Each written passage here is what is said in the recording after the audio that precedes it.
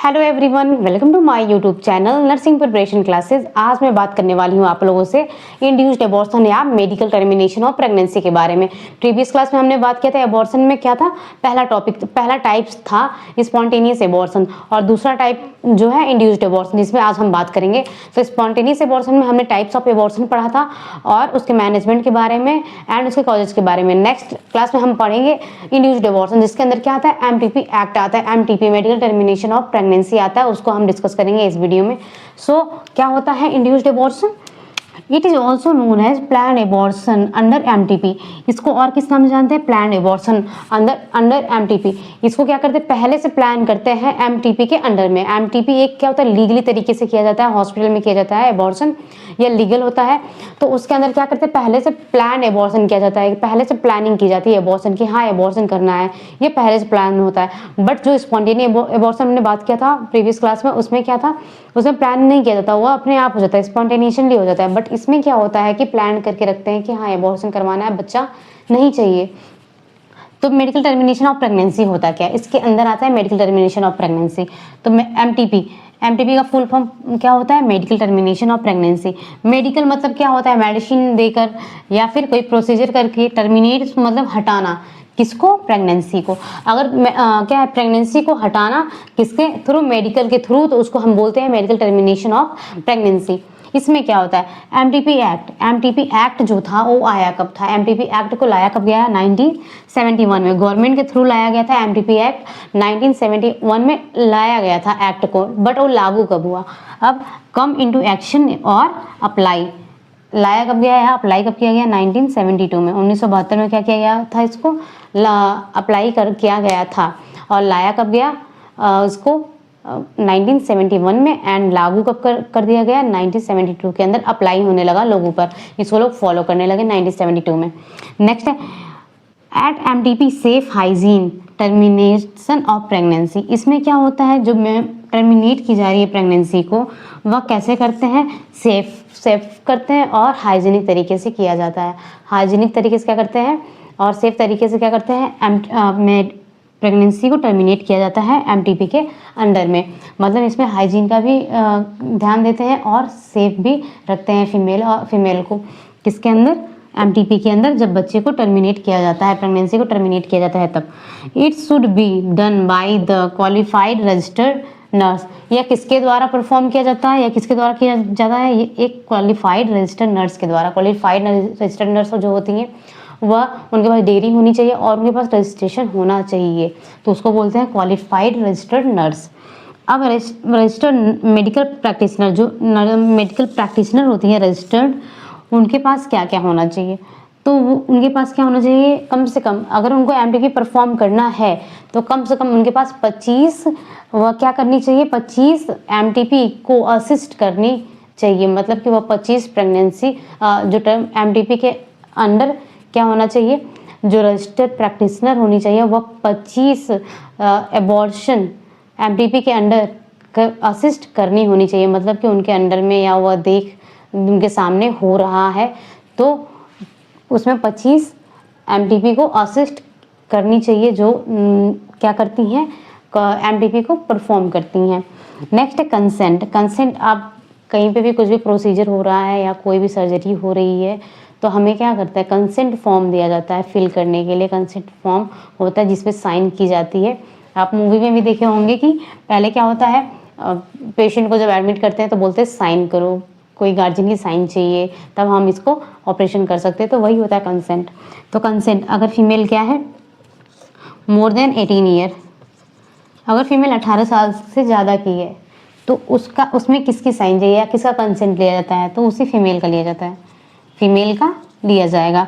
अगर वह क्या है, 18 साल से कम की है, अगर फीमेल क्या है 18 ईयर से कम की है, तो उसमें उसके पेरेंट्स का सिग्नेचर चाहिए होता है, पेरेंट्स का साइन चाहिए होता है कंसेंट फॉर्म पे। तो 18 साल से ज़्यादा की है तो वह खुद साइन करेगी फीमेल, और 18 साल से कम की है तो उसके पेरेंट्स करेंगे, या उसकी शादी होगी तो उसका हस्बैंड करेगा कंसेंट फॉर्म पर साइन। तो कंसेंट लेना बहुत ज़रूरी होता है। कंसेंट जो लिया जाता है वह उसमें क्या करते हैं, साइन करते हैं, उसमें पूरा जो बायोडाटा रहता है वह लिखा रहता है, उसमें साइन करना रहता है। तो अगर 18 साल से ज़्यादा की है तो वह खुद करेगी, और 18 साल से कम की है तो उसके पेरेंट्स या फिर नेक्स्ट है इंडिकेशन ऑफ एमटीपी।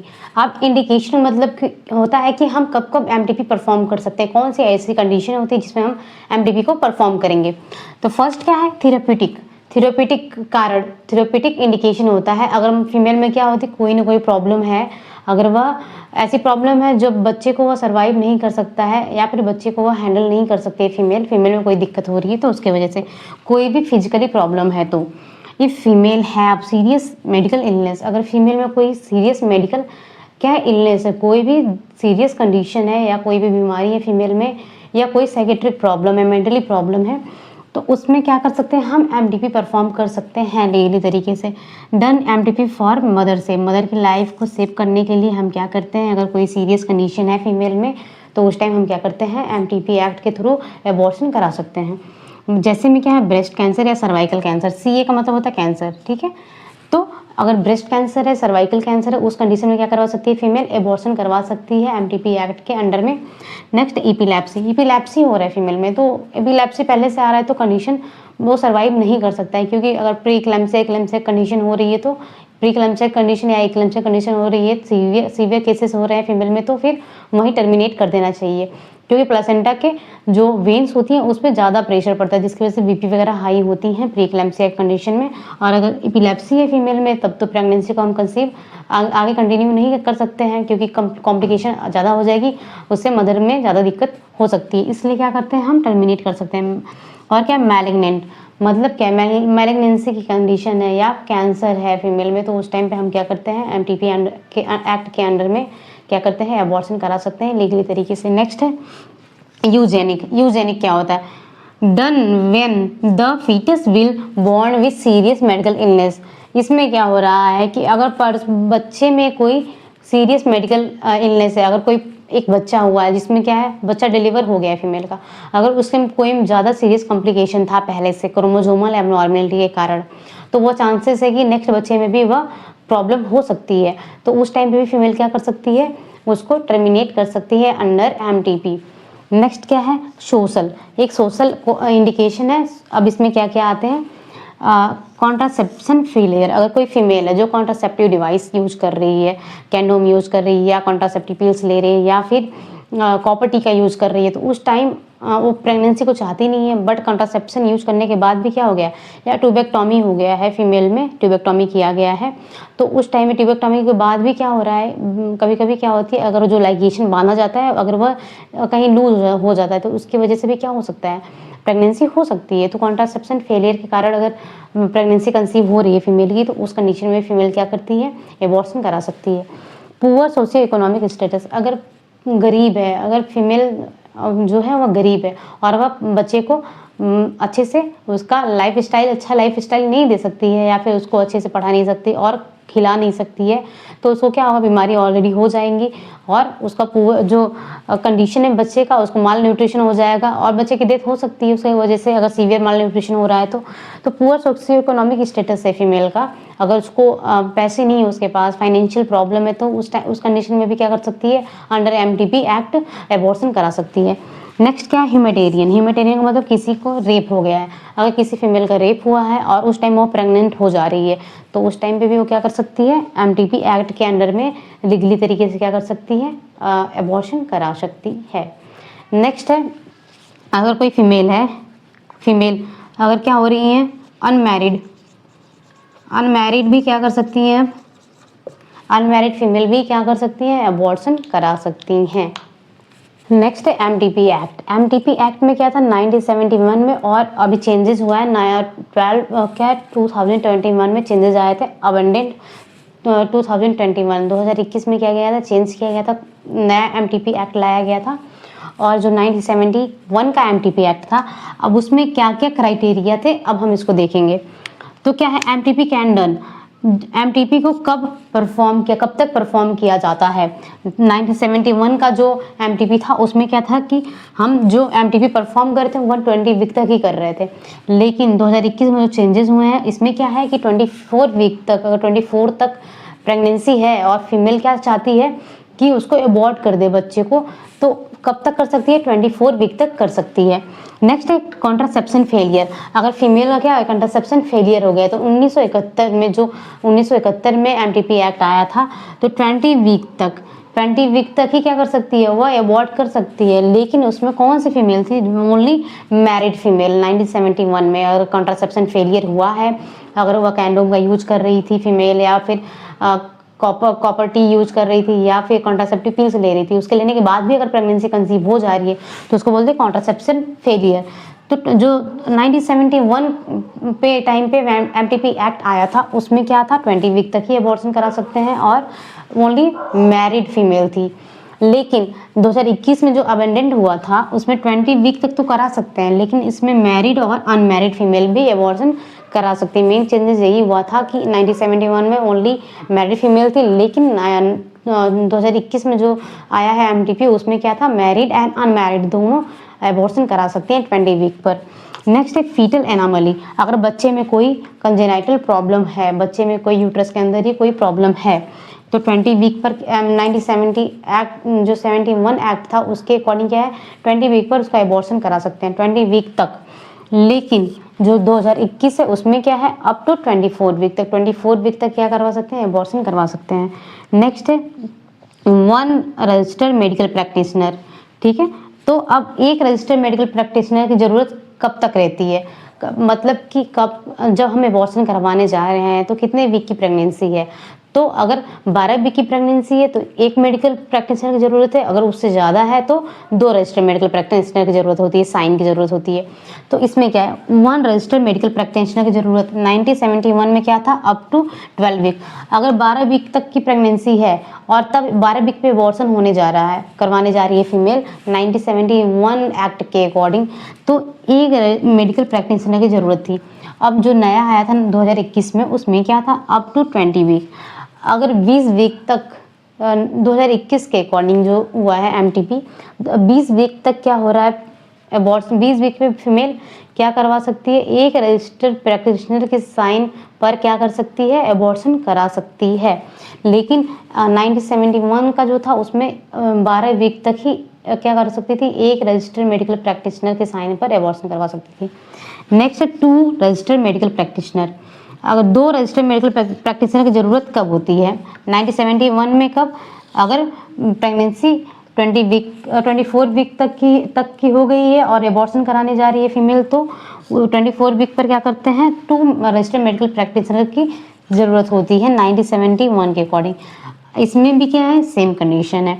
जो 2021 है उसमें भी 24 वीक की प्रेगनेंसी है, अप टू 24 वीक, उसमें भी 2 रजिस्टर्ड नर्स के साइन की ज़रूरत होती है या 2 रजिस्टर्ड मेडिकल प्रैक्टिशनर की ज़रूरत होती है। हम अब क्या करेंगे, नेक्स्ट जो हम अबॉर्शन जो करवाएंगे वह अब मेथड के थ्रू करवाते हैं। कुछ मेडिसिन का यूज करते हैं, सक्शन का यूज करते हैं, इवैक्यूएशन का यूज करके हम क्या करते हैं, एमटीपी को परफॉर्म किया जाता है या अबॉर्शन कराया जाता है। तो मेडिकल मेथड में क्या करते हैं हम, मेडिकल मेथड का यूज कब करते हैं, मतलब मेडिसिन का यूज कर रहे हैं इसमें। It is the best and safest method of abortion till 9 week. अब हम क्या करते हैं, WHO के अकॉर्डिंग हम मेडिसिन को देकर क्या करते हैं, अबॉर्शन करवाते हैं जब प्रेगनेंसी 9 वीक की हो जाती है। 9 वीक तक प्रेगनेंसी है, 9 वीक से ज़्यादा नहीं होनी चाहिए, 9 वीक तक अगर प्रेगनेंसी है तो WHO के अकॉर्डिंग हम क्या करते हैं, मेडिसिन देकर हम क्या कर रहे हैं, उसका अबॉर्शन करवा सकते हैं। तो यह क्या होता है, सबसे सेफेस्ट एंड बेस्ट मेथड होता है अबॉर्शन का, मेडिसिन। कब तक, 9 वीक तक। 9 वीक तक प्रेगनेंसी है तो हम क्या करते हैं, मेडिसिन का यूज करते हैं, जो सबसे अच्छा और सबसे सेफेस्ट मेथड होता है। जिसमें क्या करते हैं, कॉम्बो पैक आता है, कॉम्बो पैक मेडिसिन। कॉम्बो मतलब एक से ज़्यादा मेडिसिन उसके अंदर आती है, उसको बोलते हैं कॉम्बो पैक। तो कॉम्बो पैक मेडिसिन आती है जिसमें 1 टैबलेट जो होता है मीफेप्रिस्टोन का होता है 200 mg, एंड 4 टैबलेट जो होता है मीसोप्रोस्टॉल का होता है 800 mg। मतलब कि 4 टैबलेट है और हर टैबलेट 200 mg की है, तो आप मल्टीप्लाई कर दीजिए तो कितना आएगा, 800। तो चारों टैबलेट 200 mg की हैं, जो किसकी होती है, मीसोप्रोस्टॉल की होती है। मीसोप्रोस्टॉल क्या होता है, प्रोस्टाग्लैंडिन E1 होता है, जो क्या करता है, सर्वाइकल डायलेटेशन में और यूट्राइन कॉन्ट्रैक्शन में हेल्प करता है, यूट्रस को कॉन्ट्रैक्ट करता है और सर्विक्स को डायलेट करता है मीसोप्रोस्टॉल, जिसमें प्रोस्टाग्लैंडिन E1 पाया जाता है। तो यह कितनी टैबलेट होती है मीसोप्रोस्टॉल की? 4 टैबलेट होती है। एक किट होता है जिसमें 4 टैबलेट मीसोप्रोस्टॉल की होती है 800 mg, हर टैबलेट 200 mg की होती है, और एक टैबलेट जो होता है वो मीफेप्रिस्टोन का होता है जो 200 mg का होता है। अब हम क्या करेंगे डे फर्स्ट मतलब कि आज के दिन फीमेल आपके पास आती है तो आप क्या बोलेंगे उसको कि मीफेप्रिस्टोन की एक टैबलेट आपको ओरली लेना है। तो हम क्या बोलेंगे डे फर्स्ट पर गिव मीफेप्रिस्टोन ओरली 200 mg। हम मीफेप्रिस्टोन देंगे जो ब्लीडिंग को ज़्यादा हैवी ना ब्लीडिंग हो उसे प्रिवेंट करता है। तो जो मीफेप्रिस्टोन होता है उसको हम क्या करते हैं मीफेप्रिस्टोन को डे फर्स्ट पर 200 mg बोलेंगे लेने के लिए। मतलब फीमेल आपके पास आज आ रही है हॉस्पिटल में तो आप आज बोलेंगे फीमेल को कि एक टैबलेट मीफेप्रिस्टोन का आपको लेना है 200 mg का। नेक्स्ट है देन डे थर्ड पे अब आज तो ले ली फीमेल तो कल नहीं लेगी, नेक्स्ट डे फीमेल को मेडिसिन लेना है तीसरे दिन पे। डे थर्ड पे मीसोप्रिस्टॉल जो मीसोप्रिस्टॉल है उसको हम बोलेंगे 800 mg लेने के लिए। जो चारों टैबलेट है उसको एक साथ इंट्रावेजाइनली रखने के लिए बोलेंगे कि आपको जो 4 टैबलेट है बची हुई मीसोप्रोस्टॉल की उसको क्या करना है, चारों टैबलेट को इंट्रावेजाइनली क्या करना है इंसर्ट करना है, वेजाइना के अंदर क्या करना है इंसर्ट करना है। किसको? मीफेप्रिस्टोन को, ताकि क्या हो सर्वाइकल डायलेटेशन हो सके और कॉन्ट्रैक्शन अच्छा हो सके जिससे फिटस बाहर एक्सपेल आउट हो सके। और क्या करना है हर 15 दिन पे 15 दिन के बाद फिर क्या करना है फीमेल को सोनोग्राफी करवाना है या अल्ट्रासाउंड करवाना है। दूसरा मेथड क्या है suction and evacuation. Suction and evacuation में क्या होगा मोस्ट सेफेस्ट मेथड, सबसे सेफेस्ट मेथड होता है। अब सक्शन एंड इवैक्यूएशन कब कर देंगे? 9 से 12 वीक तक। 9 वीक तक तो हम मेडिसिन देके कर रहे हैं, नेक्स्ट 9 से 12 वीक तक हम क्या करेंगे सक्शन एंड इवैक्यूएशन करेंगे। सक्शन एंड इवैक्यूएशन सबसे मोस्ट या फिर सबसे अच्छा मेथड होता है, बेस्ट मेथड होता है। सर्वाइकल डायलेटेशन विथ क्या है विद हेगार डायलेटर। सर्वाइकल डायलिटेशन करेंगे, सर्विक्स को डायलेट करेंगे हेगार डायलेटर के साथ। आपने देखा होगा डीएनसी करते हुए उसमें क्या करते हैं हेगार डायलेटर करते हैं और क्लॉकवाइज उसमें वेजाइनल कैनाल के अंदर इंसर्ट करते हैं और एंटी क्लॉकवाइज क्या करते हैं पतले पतले डायलेटर होते हैं एक पेन के जैसा, उसको क्या करते हैं अंदर सर्विक्स को डायलेट किया जाता है एंटी क्लॉक और क्लॉकवाइज में ताकि सर्विक्स डायलेट हो सके। तो हेगार डायलेटर का यूज करेंगे सर्वाइकल डायलेटेशन के लिए। और उसके अंदर क्या करेंगे करमान टाइप कैनुला, करमान कैनुला होता है उसको क्या करेंगे हम इंट्रोड्यूस करेंगे किसके अंदर वेजाइनल कैनाल के अंदर सर्विक्स के पास में। और क्या करेंगे एस्पायरेट कॉन्सेप्शनल प्रोडक्ट, जो भी यूट्रस के अंदर जो प्रोडक्ट हैं उसको क्या करेंगे एक्सपेल आउट करेंगे या फिर बाहर सक्शन के थ्रू खींच लिया जाता है, बाहर सक्शन कर लिया जाता है। और जो प्रेशर होता है वो कितना होता है इसका सक्शन का 600 mmHg से ज़्यादा नहीं होना चाहिए, 600 mmHg होना चाहिए इसका प्रेशर। और जो होता है सक्शन एंड इवैक्यूएशन करते हैं वह किसके अंडर में किया जाता है सॉरी ये किसके अंदर में करेंगे? जो सक्शन एंड इवैक्यूएशन कर रहे हैं वह पैरा सर्वाइकल एनेस्थीसिया के अंदर में करेंगे। सर्विक्स के अंदर एनेस्थीसिया लगाकर ही हम क्या करते हैं सक्शन एंड इवैक्यूएशन किया जाता है। तो सर्वाइकल दूसरा क्या है सक्शन एंड इवैक्यूएशन जो 9 से 12 वीक पर किया जाता है। नेक्स्ट हम बात करते हैं manual vacuum aspiration. Next type है मैनुअल वैक्यूम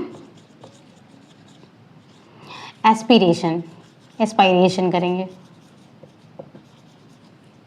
अब इसमें क्या करते हैं इसको भी हम कब परफॉर्म करेंगे 9 से 12 वीक पर परफॉर्म किया जाता है। मैनुअल मतलब हाथ से, वैक्यूम एस्पायरेशन इसमें भी एस्पायरेट किया जा रहा है। अब इसमें क्या करते हैं हम 9 से 12 वीक पर इसको भी किया जाता है परफॉर्म। इसमें क्या करते हैं हम सर्विक्स को डायलेट किया जाता है। सर्विक्स को डायलेट करने के बाद करमान टाइप जो कैनुला है करमान टाइप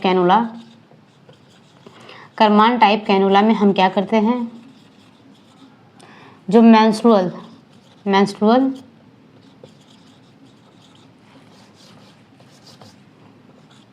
वैक्यूम सिरिंज होती हैं, मेंस्ट्रुअल वैक्यूम सिरिंज। अब हम क्या करते हैं इसमें जो मेंस्ट्रुअल वैक्यूम सिरिंज होती है उस करमान टाइप कैनुला को उसमें कनेक्ट किया जाता है। मैनुअल वैक्यूम एस्पिरेशन में क्या करेंगे हम 9 से 12 वीक पर ही परफॉर्म किया जाता है उसको इसमें क्या करते हैं हम करमान टाइप कैनुला को इंसर्ट करते हैं वेजाइनल कैनाल के थ्रू सर्विक्स के पास पे, और उसमें क्या करते हैं मेंस्ट्रुअल वैक्यूम जो सिरिंज होती है उसको क्या करते हैं उससे अटैच किया जाता है। जो सिरिंज नॉर्मली जो सिरिंज होती है हमारी 10 ml की वैसे ही होता है एबी सिरिंज, लेकिन थोड़ा सा चेंजेस होता है उसमें। जो मेंस्ट्रुअल सिरिंज होती है वह थोड़ी चेंज होती हैं नॉर्मल सिरिंज के अकॉर्डिंग। तो करमान टाइप कैनुला में क्या करते हैं मेंस्ट्रुअल वैक्यूम सिरिंज को कनेक्ट किया जाता है और उससे क्या करते हैं मैनुअली हाथ, जैसे आप इंजेक्शन लेते हैं और हाथ से खींचते हैं सिरिंज को, वैसे क्या करेंगे हम सिरिंज को पीछे की तरफ एस्पायरेट करेंगे, खींचेंगे, और जो भी कंसेप्शनल प्रोडक्ट होते हैं उसको बाहर ला दिया जाता है। और जो सिरिंज होती है वह एक बार में 60 ml क्या कर सकती हैं एस्पायरेट कर सकती हैं। 60 ml की सिरिंज होती है, उसका जो कैपेसिटी होती है 60 ml ही होती है। तो हम क्या करेंगे उसको हाथ से ही क्या करते हैं खींच लिया जाता है, क्योंकि अगर सिरिंज है तो आपको हाथ पीछे खींचने के लिए हाथ का प्रेशर देना ही पड़ेगा, तो इसलिए उसको मैनुअली बोला गया है। तो मैनुअली एस्पिरेट करेंगे हम किसको जो भी कंसेप्शनल प्रोडक्ट होता है, तो जिसमें क्या है मैनुअल वैक्यूम एस्पिरेशन का यूज किया जाता है, इस मेथड का यूज किया जाता है। नेक्स्ट है second trimester management. Second trimester management करेंगे हम, तो सेकेंड ट्राइमेस्टर मैनेजमेंट में क्या करेंगे हम प्रोस्टाग्लैंडिन देंगे फीमेल को। प्रोस्टाग्लैंडिन में क्या होता है सेकेंड ट्राइमेस्टर का सबसे बेस्ट मेथड होता है क्या प्रोस्टाग्लैंडिन देंगे हम सेकेंड ट्राइमेस्टर। एबॉर्शन में सबसे बेस्ट मेथड होता है सेकेंड ट्राइमेस्टर का प्रोस्टाग्लैंडिन देना। इसमें क्या होता है मीसोप्रोस्टॉल का यूज किया जाता है। मीसोप्रोस्टॉल जो है उसका यूज किया जाता है, मैंने पीछे भी बताया है, जो फर्स्ट ट्राइमेस्टर में एबॉर्शन के लिए जो चीज़ें यूज की जा रही थी मेडिसिन, उसमें मैंने बात किया था मीसोप्रोस्टॉल का। प्रोस्टाग्लैंडिन E1 क्या करता है सर्वाइकल डायलेटेशन करता है, डायलेटेशन एंड कॉन्ट्रैक्शन करता है, सर्वाइकल डायलेटेशन एंड कॉन्ट्रैक्शन में हेल्प करता है मीसोप्रोस्टॉल, जिसको हम सेकेंड ट्राइमेस्टर, इसमें क्या होता है प्रोस्टाग्लैंडिन E1 पाया जाता है, तो हम प्रोस्टाग्लैंडिन दे रहे हैं सेकेंड ट्राइमेस्टर में, जो सबसे अच्छी दवा होती है एबॉर्शन की, सबसे अच्छा मेथड होता है एबॉर्शन का। अब इसमें क्या होता है एक और मेडिसिन देते हैं कार्बोप्रास्ट में क्या होता है प्रोस्टाग्लैंडिन F2 अल्फा पाया जाता है। कार्बोप्रास्ट में क्या होता है क्या है प्रोस्टाग्लैंडिन F2 अल्फा होता है। यह क्या होता है मैक्सिमम डोज जो होता है 10 डोज देते हैं और 250 माइक्रोग्राम देते हैं IM रूट से क्या देंगे हम 250 ग्राम माइक्रोग्राम देते हैं प्रोस्टाग्लैंडिन F2 को। यहाँ पे कार्बोप्रास्ट में जो चीज़ें कंपोजिशन होता है वह प्रोस्टाग्लैंडिन F2 अल्फा का होता है, जिसको हम IM रूट से देते हैं क्या है 250 माइक्रोग्राम, और फिर रिपीट भी करते हैं। मैक्सिमम का 10 डोज दे सकते हैं, मैक्सिमम 10 डोज दे सकते हैं हर 3 घंटे पर 3 आवरली दे सकते हैं, रिपीट कर सकते हैं 3 घंटे पे 10 डोज दे सकते हैं 2.5 माइक्रोग्राम का हर 3 घंटे में दे सकते हैं कार्बोप्रास्ट को या फिर प्रोस्टाग्लैंडिन F2 अल्फा को। अब ये क्या करती है हैवी ब्लीडिंग, पोस्टपार्टम हेमरेज ना हो उसको प्रिवेंट करने के लिए हम क्या देते हैं कार्बोप्रास्ट दिया जाता है। नेक्स्ट क्या है डायलेटेशन एंड क्यूरेट। अब नेक्स्ट हम क्या करेंगे डायलेटेशन एंड क्यूरेट, इसमें भी किया जाता है। इसमें क्या करेंगे हेगार डायलेटर का यूज करते हैं, जिससे क्या करते हैं सर्विक्स को डायलेट किया जाता है इंसर्ट करके। और remove product by ovum forcep के थ्रू क्या करते हैं हम जो भी डेड फीटस है या जिस फीटस को अबॉर्ट किया जा रहा है उसको हम ओवम के थ्रू निकाल लें। ओवम फॉरसेप कैसा होता है जैसे आप चम्मच होता है चम्मच, सेम उसी आकार चम्मच के आकार का, सीधा चम्मच के आकार का ही होता है, छोटा सा फॉरसेप होता है जिसको बोलते हैं हम ओवम फॉरसेप बोलते हैं, ओवम के आकार का होता है। नेक्स्ट क्या स्पंज होल्डिंग फॉरसेप, क्या करते हैं हम डायलेटेशन एंड क्यूरेट करते हैं हेगार डायलेटर से और remove product by ovum forcep by the help of sponge holding forcep के द्वारा हम क्या करते हैं जो भी इंटायर प्रोडक्ट होते हैं उसको हम DNC करके रिमूव कर लेते हैं। नेक्स्ट क्या है इंट्रायूटेराइन इंस्टिलेशन क्या होता है। अब इसमें हम क्या करते हैं इंस्टिलेशन मतलब हम क्या करते हैं कि फीमेल के यूट्रस के अंदर हम फ्लूइड को इंसर्ट करते हैं 20% NS प्लस 100 ml वाटर को क्या करेंगे 20% NS प्लस 100 ml NS को क्या करते हैं वाटर के साथ मिक्स किया जाता है। 100 ml NS और वाटर को क्या करेंगे हम मिक्स करेंगे एक साथ और क्या करेंगे फीमेल के यूट्रस के अंदर क्या करते हैं उसको इंसर्ट करते हैं फ्लूइड को, ठीक है, और फ्लूइड को क्या करते हैं इंसर्ट करते हैं। अब हम कितना इंसर्ट करेंगे जेस्टेशन एज इंटू 10 ml। अगर मान लीजिए कि 12 वीक की प्रेगनेंसी है, मान लो कि 14 वीक की प्रेगनेंसी है, उसमें हम क्या करेंगे 10 ml से मल्टीप्लाई कर देंगे तो क्या हो जाएगा 140 ml। तो हम क्या करते हैं जेस्टेशन एज इंटू 100 ml से क्या करते हैं मल्टीप्लाई करते हैं, और जेस्टेशन एज कितना है और 100 से क्या करते हैं 10 से मल्टीप्लाई करेंगे, जितना आएगा उतना फ्लूइड हम क्या करेंगे NS और वाटर को मिक्स करेंगे, NS और वाटर को मिक्स करेंगे और फीमेल के यूट्रस में क्या करेंगे इंसर्ट करेंगे, और यूट्राइन कॉन्ट्रैक्शन जिसकी वजह से क्या होगा NS होगा, जिसकी वजह से NS के कारण क्या होता है यूट्राइन कॉन्ट्रैक्शन ज़्यादा होगा, और फिर क्या करेंगे उसको जो वाटर है उसको रिमूव कर लेंगे, और फीटस जो डेड हो चुका होगा उसको भी हम क्या करते हैं रिमूव कर लेते हैं। मतलब कि इससे हम क्या करते हैं फीटस को डेड करते हैं, और जो फीटस डेड हो जाएगा तो हम क्या करेंगे उसको रिमूव कर लेंगे। ये वाटर दे रहे हैं फीटस को डेड या फिर मारने के लिए या फिर किल करने के लिए, एबॉर्ट करने के लिए देते हैं। यूट्रस में इसको फिल किया जाता है फ्लूइड को, NS और वाटर को, और क्या करते हैं यूट्रस के अंदर जब फीटस डेड हो जाता है तो हम क्या करते हैं फ्लूइड को निकाल लेते हैं, और देन फीटस को भी क्या करते हैं हम निकाल लेते हैं। तो आज हमने पढ़ा है MTP एक्ट के बारे में, उसके मैनेजमेंट के बारे में, क्या क्या कैटेगरी थी उसके बारे में हमने पढ़ा है। तो आपको मेरी वीडियो अच्छी लगी है तो लाइक करिए, सब्सक्राइब करिए और शेयर भी कर दीजिए। So thank you. अगर आपको कोई भी और टॉपिक से रिलेटेड डाउट है तो आप प्लीज़ कमेंट बॉक्स में जाके कमेंट कर सकते हैं।